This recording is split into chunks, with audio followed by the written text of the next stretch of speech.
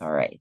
Now, for the last 6 months of their therapy. And up until recently, this was the completion of treatment for patients with high-risk neuroblastoma. And that last portion, the addition of immunotherapy, was as a result of the Children's Oncology Group AMBL 0032 study, where we studied patients getting only retinoic acid versus retinoic acid with immunotherapy. And this is the results of that study. We can see that it improved both event-free and overall survival by a significant amount, by about 10%. And at 4 years, we see patients, instead of a 56% overall survival, a 75% overall survival. So significant improvement in overall survival with the addition of antibody. But what we can see is also the antibody occurs here during that gray bar, that's first 6 months. But even at the end of antibody, for the next 2 years, you can see a sharp decline of patients remaining in remission. And so that's one of the areas that we wanted to study. Why are so many children relapsing? Well, we can get many children into remission. Prevention of relapse was really what was needed, with over 30% of patients relapsing within the first 2 years from that completion of immunotherapy. And we found that most patients with relapse disease did die within 5 years. And so DFMO is the medication that we studied, which is really focused on relapse prevention. Just if we take a moment and look at why do cancers relapse, there's a cancer stem cell theory is that about 1 to 2% of cancers, if we look at the tumor here on the right, that red cell representing the cancer stem cell. 1 to 2% of the cancer is a cancer stem cell. And these are relatively refractory to cancer treatments, both chemotherapy and radiation, because they're not rapidly dividing cells. They're more of a quiescent cell. And most cancer therapies target rapidly dividing cell. The chemotherapy intercalates into the DNA of rapidly dividing cells and kills those cells, leaving behind often a cancer stem cell. You can see the red cell.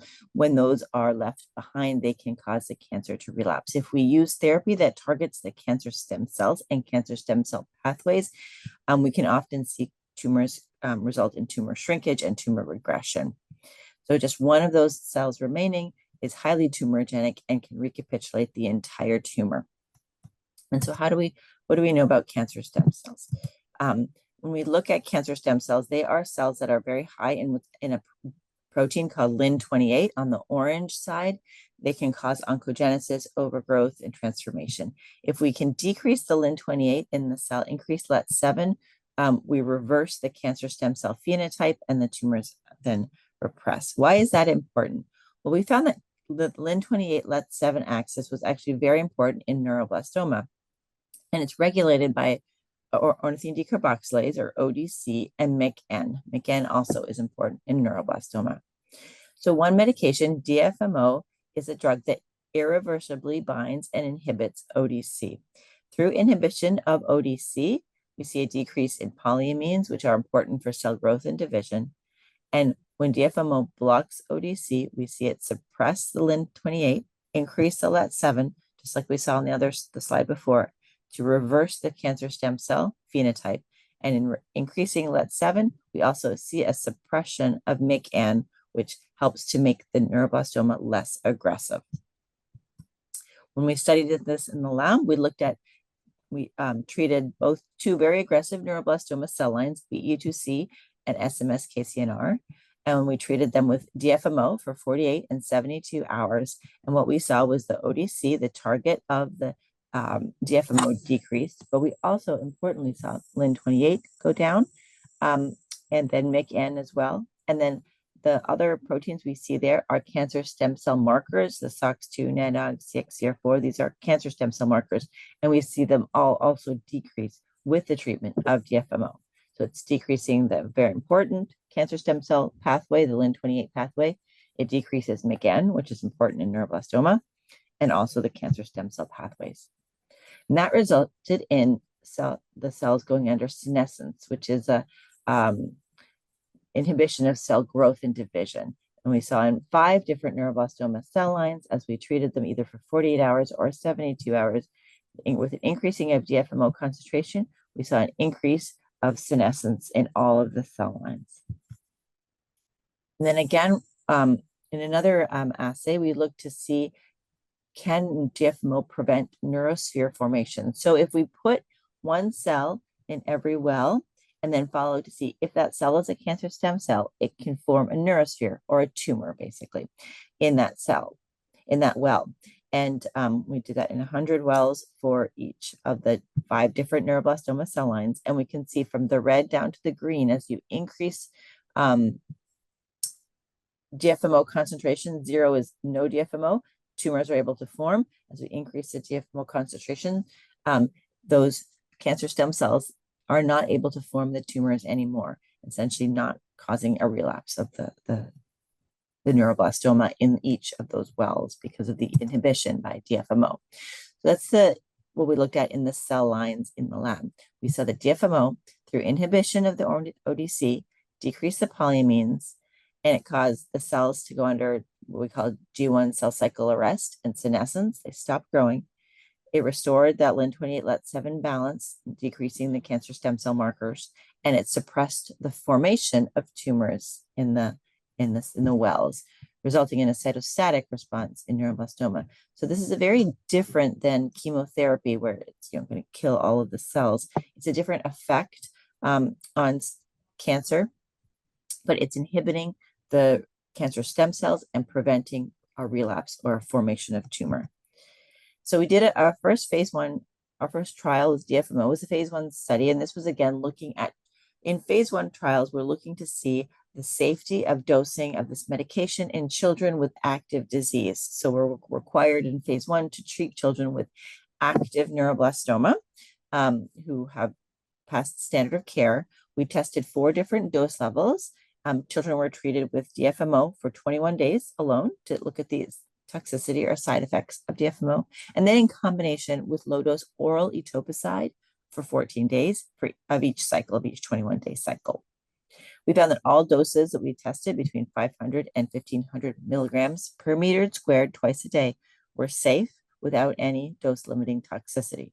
What was interesting in this trial was that all children were told they were incurable on coming onto this study.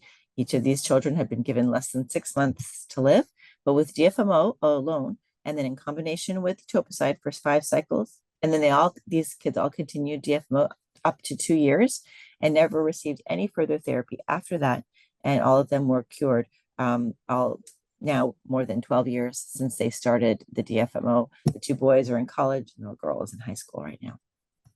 So doing very well. So this showed us that this medication had a significant effect. And again, as I showed earlier with the cancer stem cell, that if you can target the cancer stem cells, the tumors can regress on their own. And this is definitely what we saw in this, in the patient here on the right's tumor. We saw that even after stopping the DFMO, the tumor in his chest continued to regress. So we were still trying to figure out how to incorporate DFMO into upfront treatment and what the best place in therapy this would be. And so we did a couple of different mouse assays looking at, in this study, we pre-treated DFMO cells. So in culture, they were treated with DFMO, the cells for 10 to 20 days, with the goal that after that time, ideally the DFMO would have suppressed all of the cancer stem cells. Then the remaining live cells were injected into mice. The vehicle means the mice had, these vehicle cells had not been treated with DFMO. And they, even with small amounts of tumor, 5 or 50 or 100 cells into a mouse, eventually they did up to 80% grow tumors.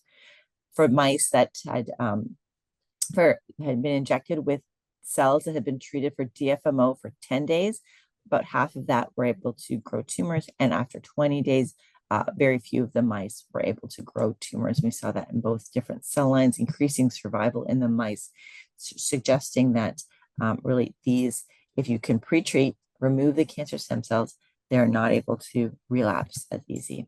And then we did an assay, which is very similar to the patient assay, in that we injected mice with minimal amounts of tumor, 10 cells, 50 cells, 100 cells, so they had minimal residual disease. If any of those were going to have had cancer stem cells in them, they would form a tumor. And we can see that without DFMO in the drinking water, up to 80% of the mice did form, and here about 70% of the mice formed tumors.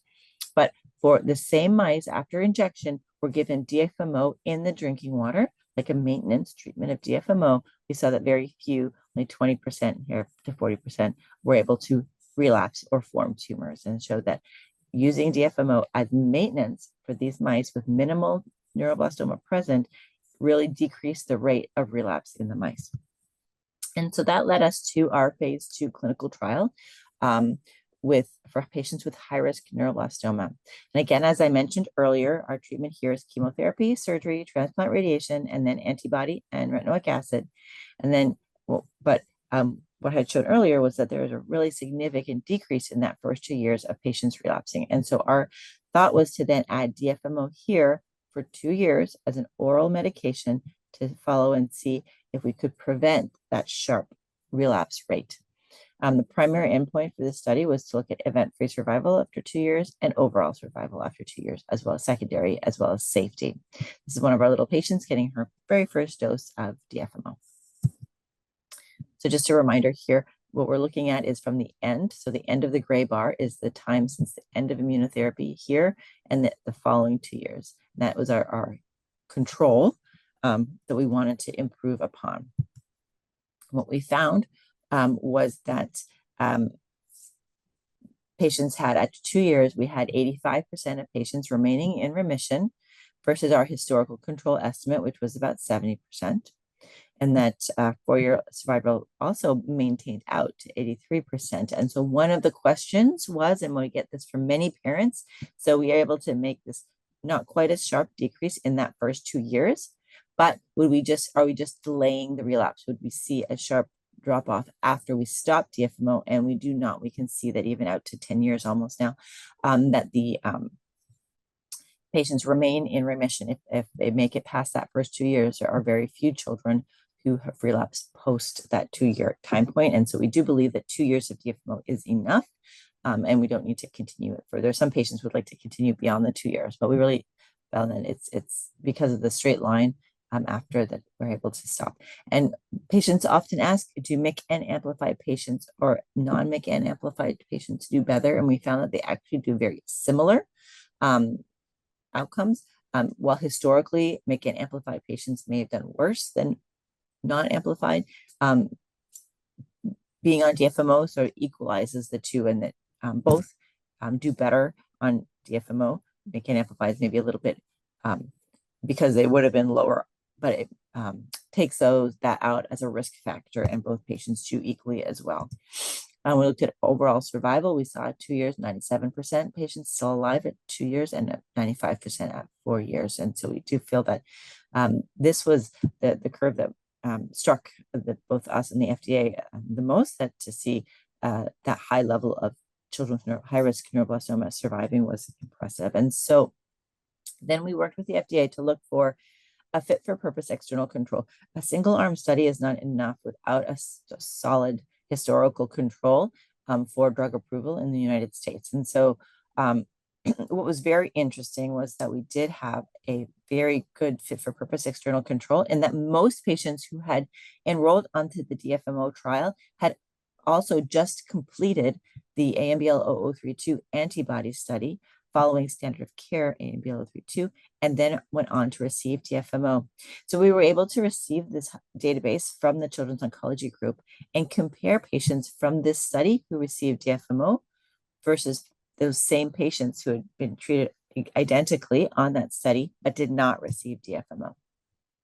There were over 1,000 patients in that database, but we weaned it down to the patients who completed that study and met all inclusion criteria to enroll on DFMO. So that brought it down to 852 patients that did complete the study, were in remission, and could have received DFMO if they had selected to. And we compared that to the 92 patients from that study that did receive DFMO. We see the selection rules resulted in very similar patient populations, not identical, but quite similar.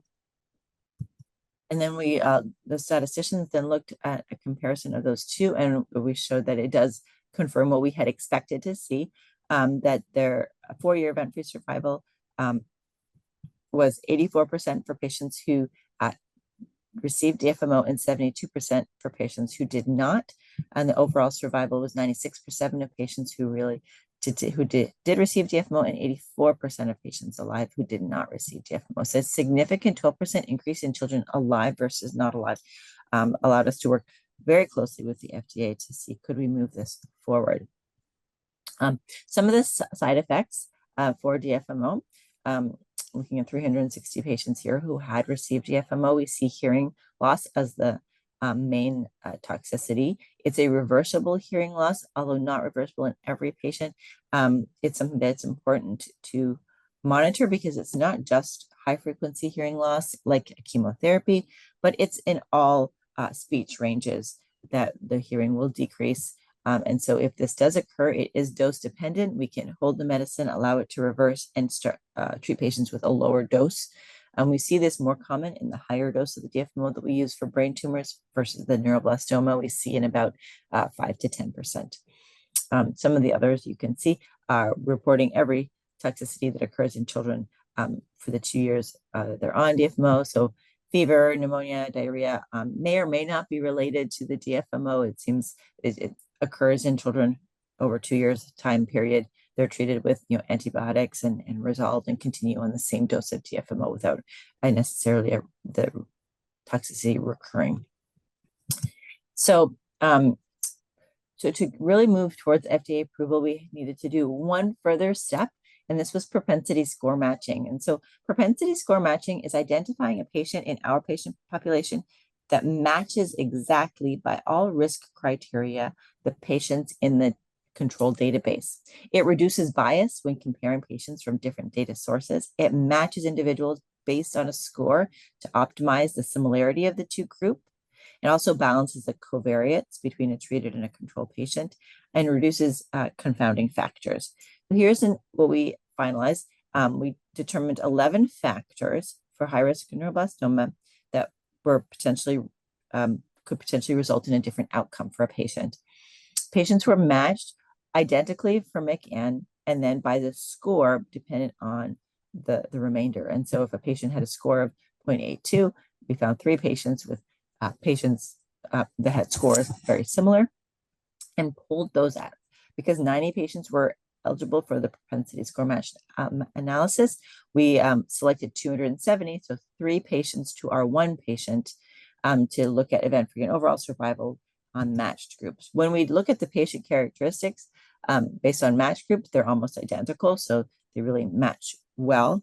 And then when we look at other differences in the patient populations that we weren't matched for, pre-matching, they look in the green, and when we match, everything's within 0.1 of its standardized difference. So the patients really match based on the matched characteristics, and even patient characteristics that were not matched for become tighter.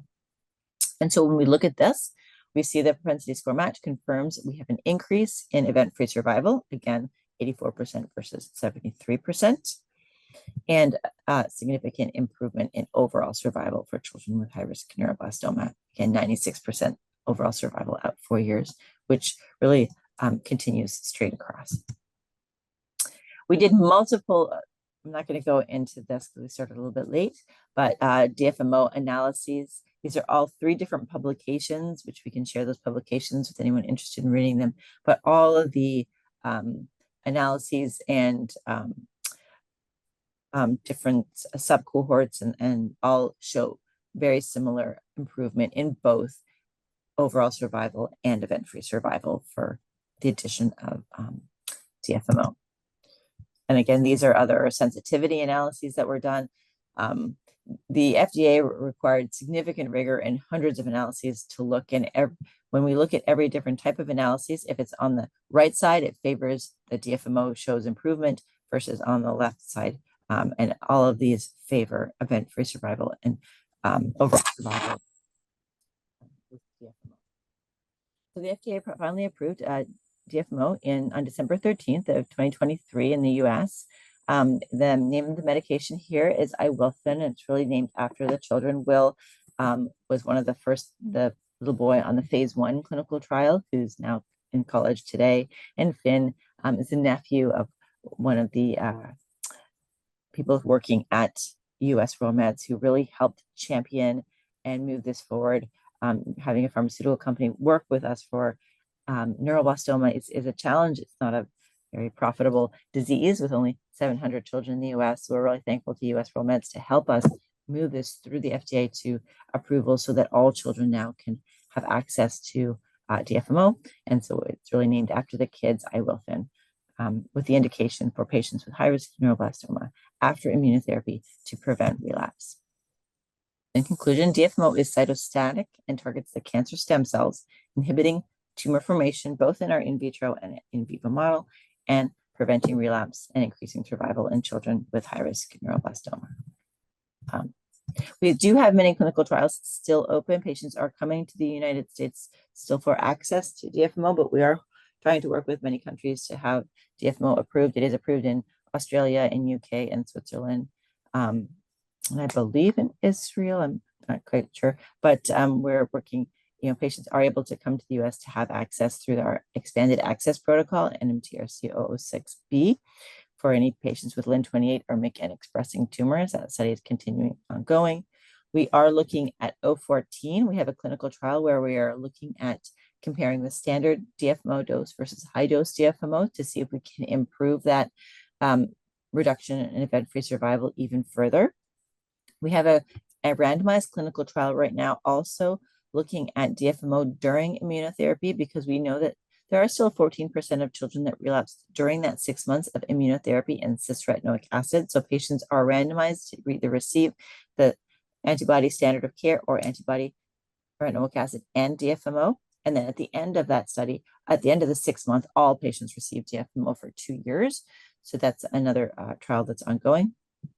And then we have our 015 study for patients who have active relapsed refractory neuroblastoma, and that's with DFMO in combination with oral etoposide, similar to our phase 1 trial, looking to see if we can help children who do have disease present or are in remission after relapse or refractory disease to maintain that remission. And then finally, we have a study for medulloblastoma, the high risk and ultra high risk patients that do have MICN amplification in medulloblastoma. So that's looking at similar to our phase 2 in neuroblastoma, looking for event-free survival from the end of therapy, adding DFMO to the end of medulloblastoma therapy. Those are our current trials. We are going to be opening a trial this summer looking at osteosarcoma and Ewing sarcoma as well, based on Dr. David Loeb's work from Montefiore, who's done a lot of preclinical showing that there can be an effect for them as well. And that is the end of my talk. I'm happy to take any questions. All right. Thank you very much for this excellent talk. I think we all learned about the DFMO, how it works, so what are the studies, and what is the great outcome. We are ready for questions. I'll switch to Hebrew for a minute.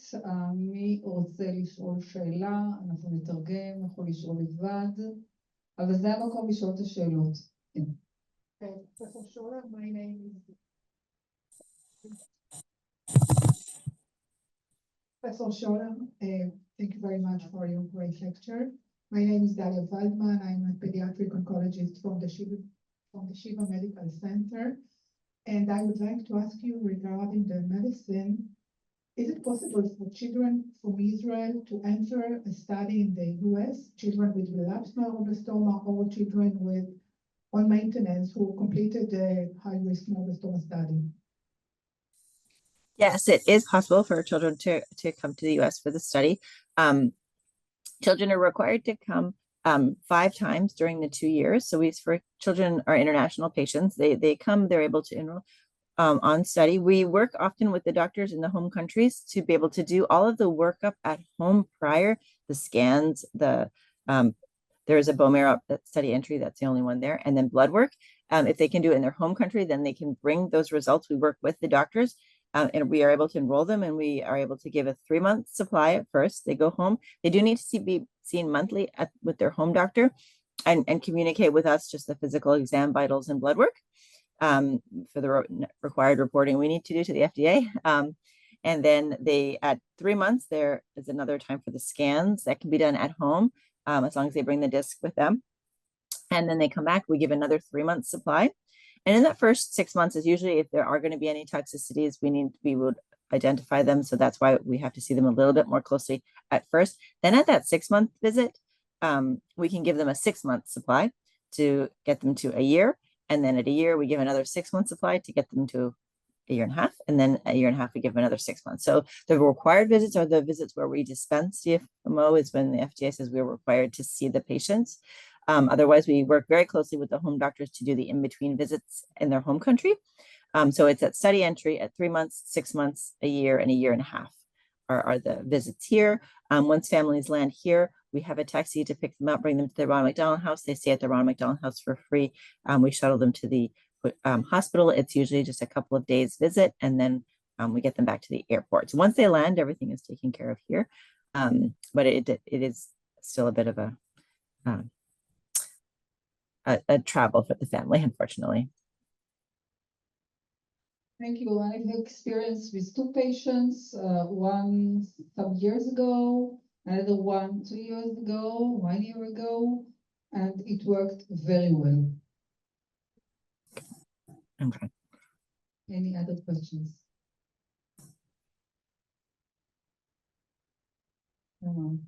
So thank you very much again for this excellent talk. We hope to see you here in Israel in the future. And thank you. Thank you so much. Thanks for inviting me to be here with you today. Take care.